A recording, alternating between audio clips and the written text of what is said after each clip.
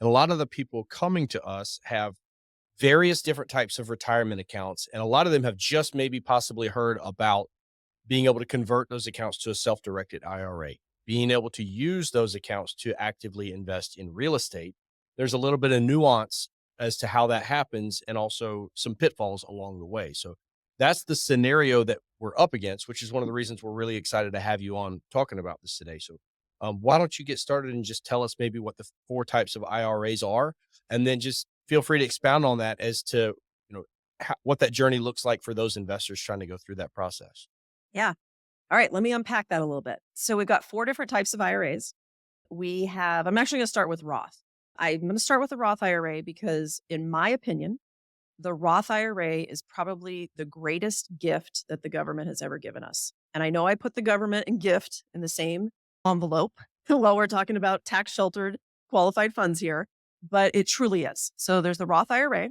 Those funds going into your Roth are taxed before they go in and not taxed when they come out. The other three IRAs are traditional IRAs, SEP IRAs, and simple IRAs. That is an interesting scenario where it's not taxed going in and taxed going out.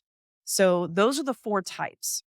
Now, as far as these IRAs are concerned, there is your traditional IRAs. And when I say traditional, these are maintained at your big box custodians, your TD Ameritrades, your Schwabs, your Fidelities, and they only invest in stocks, bonds, and mutual funds. The alternative space is not something that they specialize in, which is why a preferred trust exists.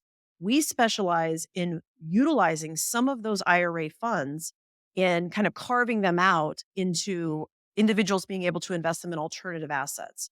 But it requires working with an alternative custodian that will allow those alternative assets. So that's where preferred trust comes into play. So we're taking that same environment that you currently have your tax sheltered funds in, and we are converting that into a self-directed IRA. So you've got traditional IRA and you've got your self-directed IRA. Traditionals, stocks, bonds, mutual funds, self-directed, alternative assets.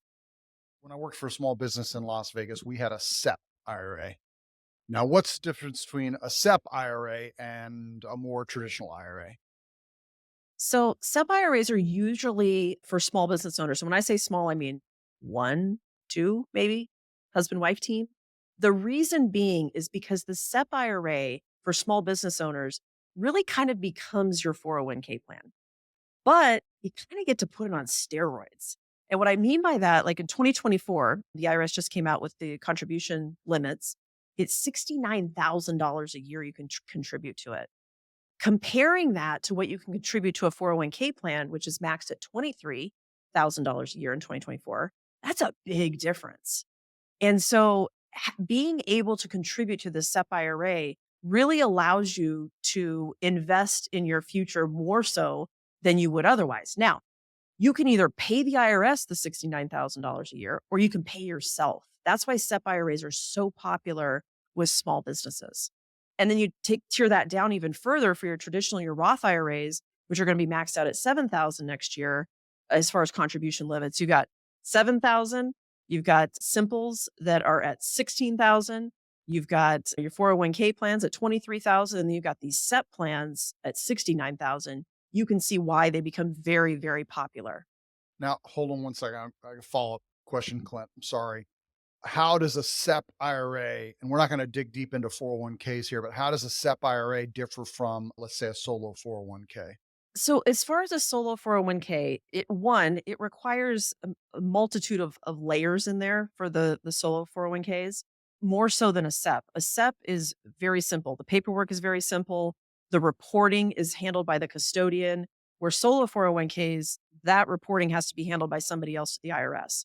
So you need to know all the ins and outs of IRS rules and regulations to have a solo 401k, because it's not as easy as just put a pen to paper.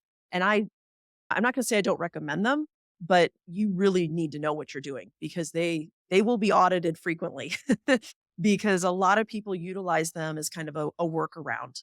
So be careful with those.